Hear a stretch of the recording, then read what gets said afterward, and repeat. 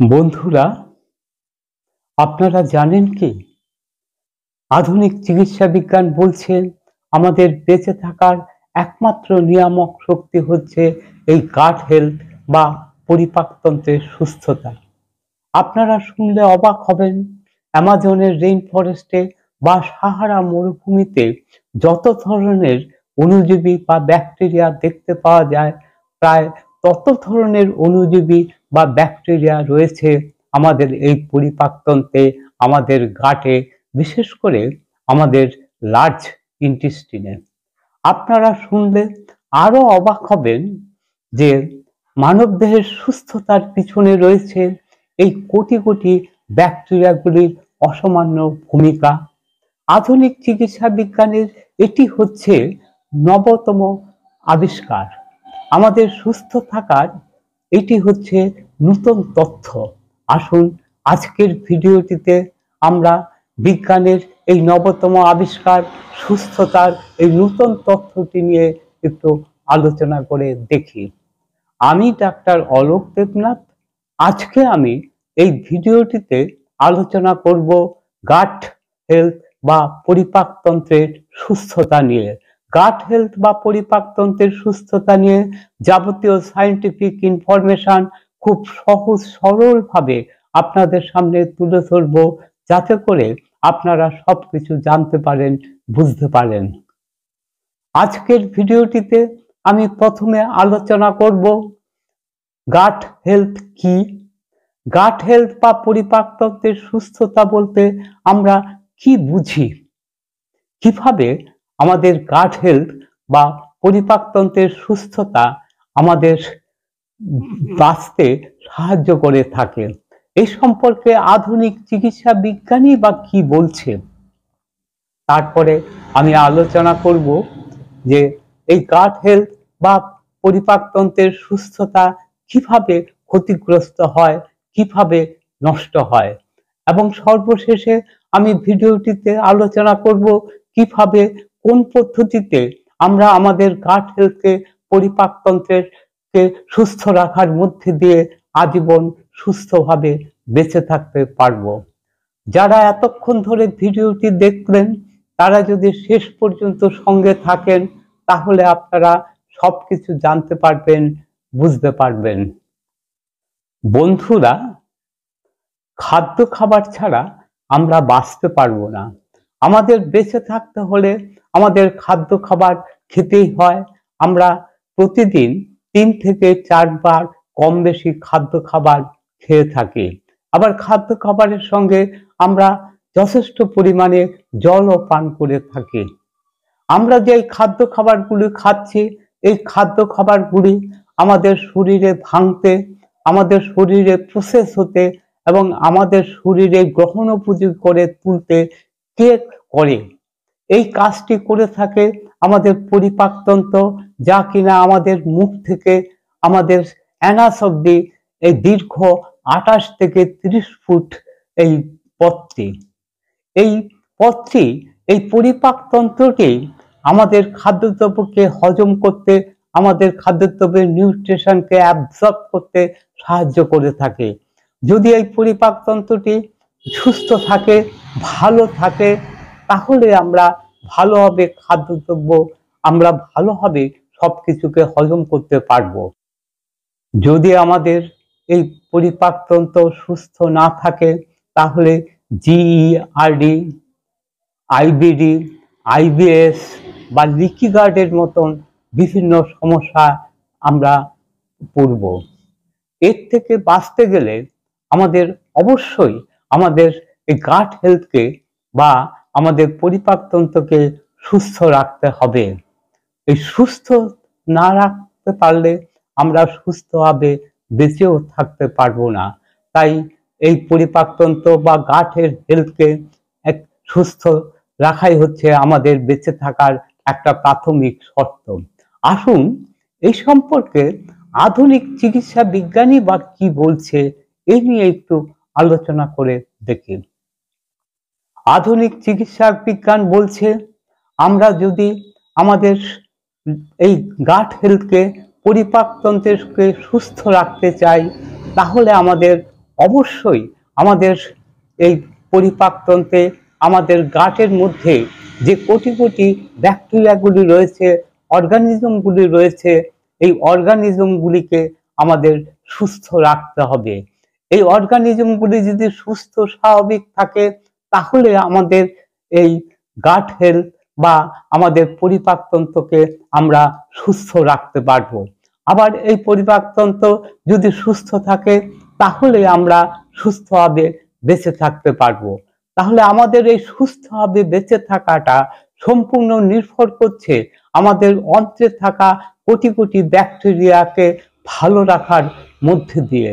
এটাই হচ্ছে আধুনিক চিকিৎসা বিজ্ঞানের নবতম আবিষ্কার, সুস্থতার নূতন তথ্য। আসুন এবার আমরা একটু আলোচনা করে দেখে নেই কিভাবে, কোন পদ্ধতিতে আমাদের এই গাট হেলথকে বা আমাদের পরিপাকতন্ত্রকে সুস্থ করে থাকে আমাদের এই কোটি কোটি এই যে ব্যাকটেরিয়াগুলো, এই মাইক্রো অর্গানিজমগুলো যে আমাদের শরীরে রয়েছে, এগুলো আমাদেরকে কিভাবে সুস্থ রাখে।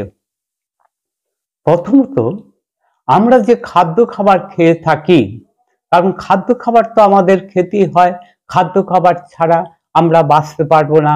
তাই প্রতিদিন নিয়ম করে আমাদের খাদ্য খাবার খেতে হয়।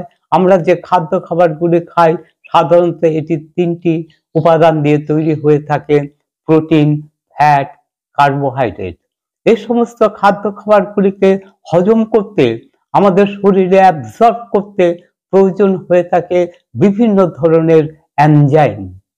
কিন্তু এই খাদ্য খাবার খাওয়ার পরে এগুলিকে হজম করার জন্য যথেষ্ট পরিমাণে এনজাইম আমাদের শরীর তৈরি করতে পারে না। আমাদের শরীরে যে কোটি কোটি ব্যাকটেরিয়াগুলি রয়েছে, এই ব্যাকটেরিয়াগুলি এই ধরনের এনজাইম তৈরি করতে পারে, যা আমাদের খাদ্যের হজম করতে সুবিধা হয়। তাহলে এই ব্যাকটেরিয়াগুলি এনজাইম তৈরির মধ্য দিয়ে আমাদের খাদ্যদ্রব্যকে হজম করতে সাহায্য করে থাকে। শুধু খাদ্যদ্রব্যকে হজম করতেই নয়, এনজাইম তৈরি করতেই নয়, এছাড়া আমাদের এই ব্যাকটেরিয়াগুলো আবার বেশ কিছু আমাদের শরীরের গুরুত্বপূর্ণ প্রয়োজনীয় ভিটামিনও তৈরি করে থাকে। এই ব্যাকটেরিয়াগুলো vitamin B1, B2, B5, B7 এবং ভিটামিন কে এবং ফলিক অ্যাসিডের মতন খুব গুরুত্বপূর্ণ এই ভিটামিন তৈরি করে থাকে এই সমস্ত ব্যাকটেরিয়াগুলো। এই ব্যাকটেরিয়াগুলো এই ভিটামিন তৈরির মধ্যে দিয়ে আমাদেরকে বাঁচতে সাহায্য করে থাকে। এনজাইম তৈরি করা, ভিটামিন তৈরি করা শুধু নয়, এই ব্যাকটেরিয়াগুলো আবার তৈরি করে থাকে বেশ কিছু গুরুত্বপূর্ণ অ্যান্টি ইনফ্ল্যামেটরি এজেন্ট, যেটির সাধারণত বেশ কয়েক ধরনের এই অ্যান্টি ইনফ্ল্যামেটরি এজেন্ট তৈরি করে থাকে। এর মধ্যে উল্লেখযোগ্য হচ্ছে বুটিরেট, MAM। এই সমস্ত গুরুত্বপূর্ণ, খুবই আমাদের শরীর পক্ষে প্রয়োজনীয় অ্যান্টি ইনফ্ল্যামেটরি এজেন্ট। এই অ্যান্টি ইনফ্ল্যামেটরি এজেন্টগুলি আমাদের শরীরে যে রোগ প্রতিরোধ ক্ষমতা রয়েছে, এই রোগ প্রতিরোধ ক্ষমতাকে বৃদ্ধি করতে সাহায্য করে থাকে, আমাদের ইমিউনিটিকে বাড়াতে সাহায্য করে থাকে, ইমিউনিটিকে বুস্ট করতে সাহায্য করে থাকে।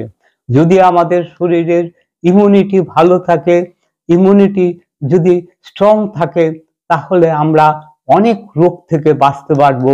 এই ইমিউনিটি আমাদের অনেক রোগ থেকে বাঁচাতে পারে। তাই বন্ধুরা, আপনারা বুঝতে পারলেন যে এই সমস্ত ব্যাকটেরিয়াগুলো আমাদের শরীরে খুবই গুরুত্বপূর্ণ প্রয়োজনীয় কিছু জিনিস তৈরি করার মধ্যে দিয়ে আমাদের সুস্থভাবে বাঁচতে সাহায্য করে থাকে। আসুন এবার আমরা একটু আলোচনা করে দেখি আমাদের শরীরে এই সমস্ত ভালো ব্যাকটেরিয়াগুলো অসুস্থ হয় বা তারা খারাপ হয়ে যায় কেন। এই নিয়ে একটু আলোচনা করে দেখি। আপনারা দেখে থাকবেন, আপনার মধ্যে অনেকেই নানান কারণে ডায়রিয়ায় ভুগে থাকেন। আবার বিভিন্ন রোগের বিভিন্ন সমস্যার জন্য বিভিন্ন ওষুধপত্র খাওয়ার জন্য তাদের পেটের গন্ডগোল দেখা দিয়ে থাকে। আবার আমরা ফুড পয়জনিং এর কারণেও আমাদের ডায়রিয়া হয়ে থাকে। এই ডায়রিয়া হওয়ার ফলে আমাদের অন্ত্রে থাকা এই যে কোটি কোটি ভালো ব্যাকটেরিয়াগুলো, এই ব্যাকটেরিয়াগুলো ধ্বংস হয়ে যায়, নষ্ট হয়ে যায়। এই ব্যাকটেরিয়াগুলোকে আবার আমাদের ভালোভাবে নারিশ করতে হবে, ভালোভাবে ব্যাকটেরিয়ার কলোনিগুলিকে আবার তৈরি করতে হবে। এই জন্য আমাদের দেখে থাকবেন যে ডায়রিয়ার পরে অনেকেই ইনডাইজেশনে ভুগে থাকেন, বিভিন্ন সমস্যায় ভুগে থাকেন। তার একমাত্র কারণ হচ্ছে আমাদের শরীরে থাকা, অন্ত্রে থাকা এই সমস্ত ভালো ব্যাকটেরিয়াগুলো নষ্ট হয়ে যায় বলে।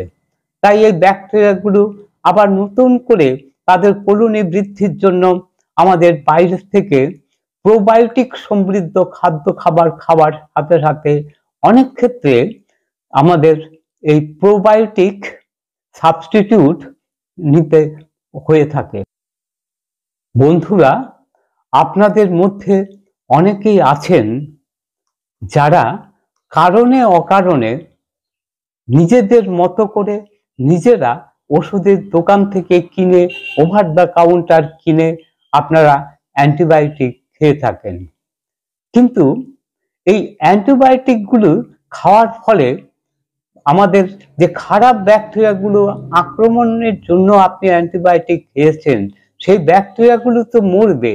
এর সাথে সাথে আমাদের অন্ত্রে থাকা ভালো ব্যাকটেরিয়াগুলো সম্পূর্ণ ধ্বংস হয়ে যাবে, মরে যাবে, ক্ষতিগ্রস্ত হবে। তাই আপনারা কোনো কারণেই অ্যান্টিবায়োটিক খাবেন না যা আমাদের শরীরে প্রয়োজন নেই। যদি আমাদের শরীরে অ্যান্টিবায়োটিকের প্রয়োজন হয় তাহলে তো আমাদের অবশ্যই অ্যান্টিবায়োটিক খেতে হবে, কিন্তু অপ্রয়োজনে আপনারা অ্যান্টিবায়োটিক খাবেন না। আর অ্যান্টিবায়োটিক যখন আপনারা খাবেন এর কোর্সটিকে কমপ্লিট করবেন, মাঝপথে ছেড়ে দেবেন না। আবার অ্যান্টিবায়োটিক খাওয়ার ফলে আমাদের যে প্রোবায়োটিকগুলো রয়েছে এগুলো ধ্বংসপ্রাপ্ত হয়ে যায়, তখন আমাদের প্রয়োজন হয়ে থাকে প্রোবায়োটিক খাদ্য খাবারের সাথে সাথে আমাদের সাপ্লিমেন্ট হিসাবে প্রোবায়োটিক নিতে হবে। তাহলে আমরা খুব সহজেই যে আমাদের প্রোবায়োটিকের কলোনিগুলি ধ্বংস হয়ে গেছে সেগুলিকে আমরা আবার নতুন করে কলোনিগুলিকে বাড়াতে পারবো। এই প্রোবায়োটিকগুলিকে আমরা তাদের শক্তি, তাদের স্ট্রেংথ বাড়াতে পারবো। আবার আপনাদের মধ্যে অনেকেই নিয়মিত মদ্যপান করে থাকেন। এই মদ্যপান আমাদের প্রোবায়োটিকগুলিকে ক্ষতিগ্রস্ত করে, প্রোবায়োটিকগুলিকে ধ্বংস করে। তাই যারা এই নিয়মিত মদ্যপান করে থাকেন তারা অবশ্যই এই মদ্যপানকে বন্ধ করবেন।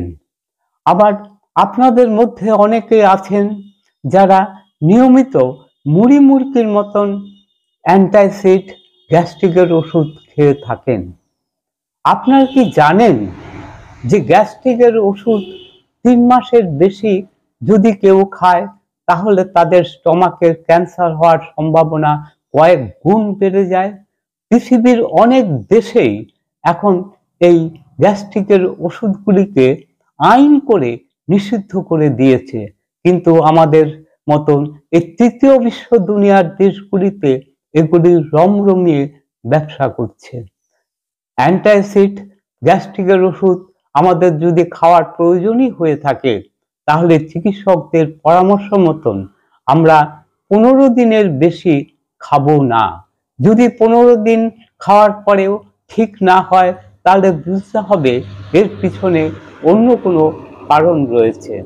তাই বন্ধুরা, আমাদের ইচ্ছে মতন, আমাদের খেয়াল খুশি মতন আমরা কোনো কারণেই এই অ্যান্টাসিড বা গ্যাস্ট্রিকের ওষুধ খাবো না। এছাড়াও আরো নানান কারণে আমাদের এই ব্যাকটেরিয়াগুলো ভালো জীবাণুগুলো ক্ষতিগ্রস্ত হয়ে থাকে। এবার আসুন আমরা একটু আলোচনা করে দেখি কিভাবে, কোন পদ্ধতিতে আমরা আমাদের এই ব্যাকটেরিয়াগুলিকে বাড়ানোর মধ্যে দিয়ে, সুস্থ রাখার মধ্যে দিয়ে আমরা সারা জীবন সুস্থভাবে বেঁচে থাকতে পারব। আমাদের শরীরে দুই ধরনের ব্যাকটেরিয়া থাকে। এক ধরনের ব্যাকটেরিয়াগুলিকে আমরা বলে থাকি উপকারী ব্যাকটেরিয়া, আরেক ধরনের ব্যাকটেরিয়াগুলিকে আমরা বলে থাকি ক্ষতিকর ব্যাকটেরিয়া। এই ভালো যে ব্যাকটেরিয়াগুলো রয়েছে, এই ভালো ব্যাকটেরিয়াগুলিকে আমরা বলে থাকি প্রোবায়োটিক। আরেকটি কথা আপনাদের মাথায় রাখতে হবে যে প্রোবায়োটিক হচ্ছে এই ব্যাকটেরিয়া, জীবন্ত ব্যাকটেরিয়াগুলি। আবার এই প্রোবায়োটিকগুলি, এই জীবন্ত ব্যাকটেরিয়ার যে খাদ্য, সেটাকে বলা হয় প্রিবায়োটিক। তাহলে প্রোবায়োটিক হচ্ছে জীবন্ত ব্যাকটেরিয়া, আর জীবন্ত ব্যাকটেরিয়াগুলির খাদ্যের নাম হচ্ছে প্রিবায়োটিক। অনেকেই এটাকে গুলিয়ে ফেলেন। আবার যে সমস্ত খাদ্য খাবার বা যে সমস্ত সাবস্টিটিউটের মধ্যে প্রোবায়োটিক মানে জীবন্ত ব্যাকটেরিয়া এবং এই জীবন্ত ব্যাকটেরিয়ার খাদ্য থাকে, মানে প্রিবায়োটিক থাকে, প্রোবায়োটিক এবং প্রিবায়োটিক দুটো একসঙ্গে থাকে, সেটাকে আমরা বলে থাকি সিমবায়োটিক। তাহলে বন্ধুরা, আপনারা বুঝতে পারলেন প্রোবায়োটিক, প্রিবায়োটিক, সিমবায়োটিক কি। এখন এই আমাদের অন্ত্রে থাকা এই ভালো ব্যাকটেরিয়াগুলোকে যদি আমরা ঠিক রাখতে চাই, তাদের কলোনিগুলি যদি আমরা বাড়াতে চাই, তাহলে অবশ্যই আমাদের খাদ্যের মধ্যে, আমাদের খাদ্য তালিকার মধ্যে অবশ্যই রাখতে হবে প্রচুর পরিমাণে প্রোবায়োটিক সমৃদ্ধ খাদ্য খাবার। এখন প্রোবায়োটিক সমৃদ্ধ খাদ্য খাবার কোনগুলি? বিশেষত টক দই, ঘোল, মাঠা, পনির, ইডলি, ধোসা, ফার্মেন্টেড সোয়া মিল্ক, ফার্মেন্টেড বাঁধাকপি ইত্যাদি অনেক জিনিস আছে আমরা প্রোবায়োটিক হিসাবে আমরা খেতে পারি। তার মধ্যে সবচেয়ে উল্লেখযোগ্য গুরুত্বপূর্ণ প্রোবায়োটিক হচ্ছে টক দই। আপনারা কি জানেন এই টক দইয়ের মধ্যে 250-এরও বেশি প্রজাতির ব্যাসিলাস, ল্যাক্টোব্যাসিলাস রয়েছে। এই ল্যাক্টোব্যাসিলাসগুলি আমাদের কাজ করে প্রোবায়োটিকের। আমরা অনেকেই বুঝি না বা জানি না যে দই আমাদের এত উপকার করে থাকে। দইয়ের মধ্যে 250 রকমেরও বেশি প্রজাতির ল্যাক্টোব্যাসিলাস রয়েছে। আমরা যদি আমাদের খাদ্য তালিকার মধ্যে নিয়মিত এই টক দইকে রাখতে পারি, তাহলে আমরা খুবই উপকৃত হব। আবার আপনারা হয়তো মনে করছেন যে এই টক দই বা প্রোবায়োটিক সমৃদ্ধ খাদ্য খাবার খেলেই আমাদের প্রোবায়োটিকগুলি ভালো থাকবে। না বন্ধু, এই প্রোবায়োটিকগুলিকে, জীবন্ত ব্যাকটেরিয়াগুলিকে বেঁচে থাকতে হলে আমাদের যেমন বেঁচে থাকতে হলে খাদ্যের প্রয়োজন, সেরকম এই ব্যাকটেরিয়াগুলির বেঁচে থাকতে হলে তাদেরও খাদ্যের প্রয়োজন।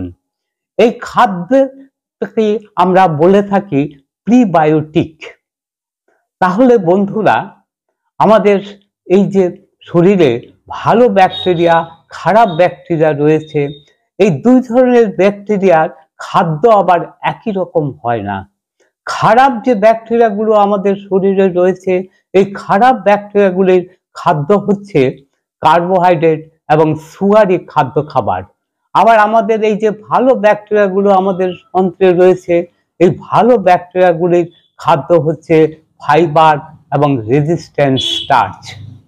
তাই বন্ধুরা, আমাদের এই ভালো ব্যাকটেরিয়ার কলোনিগুলিকে বাঁচিয়ে রাখতে হলে তাদেরকে নিয়মিত খাদ্যের যোগান দিতে হবে।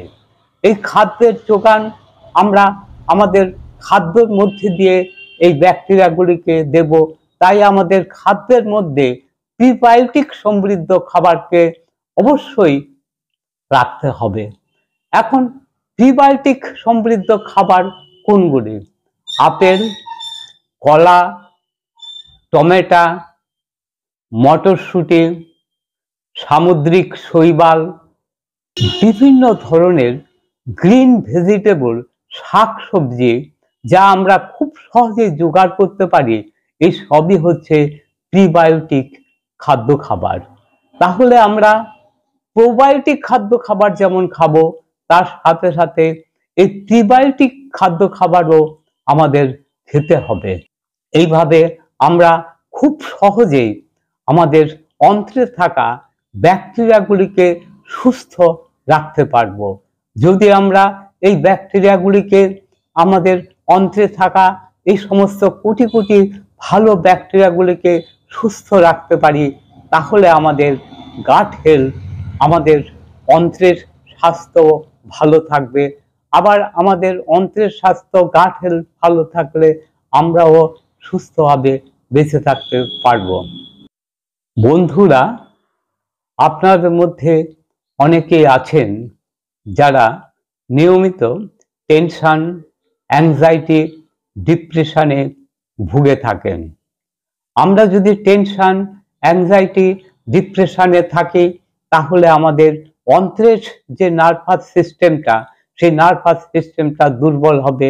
অন্ত্রের এই নার্ভাস সিস্টেমটা দুর্বল হলে আমাদের ব্রেনও দুর্বল হবে। আমাদের ব্রেন দুর্বল হলে আমাদের যে ইমিউনিটি, আমাদের যে রোগ প্রতিরোধ ক্ষমতা, সেটাও দুর্বল হবে। সেটা দুর্বল হলে ওভারঅল আমাদের স্বাস্থ্য ক্ষতিগ্রস্ত হবে। তাই বন্ধুরা, আপনাদের যদি এই ধরনের সমস্যা থেকে থাকে, তাহলে আপনাদের মানসিক সুস্থতার চর্চা করতে হবে। আপনারা এখানে যোগব্যায়াম থেকে শুরু করে মেডিটেশন, শিথিলায়ন, এগুলির মাধ্যমে আপনারা যদি চর্চা করেন, তাহলে খুব সহজেই আপনারা এর থেকে বেরোতে পারবেন। তাহলে বন্ধুরা, আমরা খাদ্য খাবারের সাথে সাথে যদি আমরা ঠিকভাবে আমাদের প্রোবায়োটিকগুলিকে, প্রোবায়োটিক এবং প্রিবায়োটিক খাদ্য খাবার সরবরাহ করার মধ্যে দিয়ে, আমাদের মানসিক সুস্থতার মধ্যে দিয়ে যদি আমরা আমাদের গাট হেলথকে, আমাদের অন্ত্রের স্বাস্থ্যকে ভালো রাখতে পারি, তাহলে খুব সহজেই আমরা সুস্থভাবে বেঁচে থাকতে পারবো। এটি হচ্ছে আধুনিক চিকিৎসা বিজ্ঞানের নবতম আবিষ্কার। এটি হচ্ছে নূতন তথ্য। আজকের ভিডিওটি আমি এখানে শেষ করছি। এতক্ষণ পর্যন্ত যারা ভিডিওটি দেখলেন, তারা যদি মনে করেন কারো উপকারে আসবে ভিডিওটি, তাহলে তাদেরকে এই ভিডিওটি শেয়ার করুন। আবার যদি আপনারা মনে করেন এই ধরনের ভিডিও আপনাদের ভালো লাগে, তাহলে আপনারা এই চ্যানেলটিকে সাবস্ক্রাইব করে রাখুন। আবার দেখা হবে বন্ধু নতুন কোনো ভিডিওতে। ততক্ষণ পর্যন্ত আপনারা সুস্থ থাকুন, ভালো থাকুন।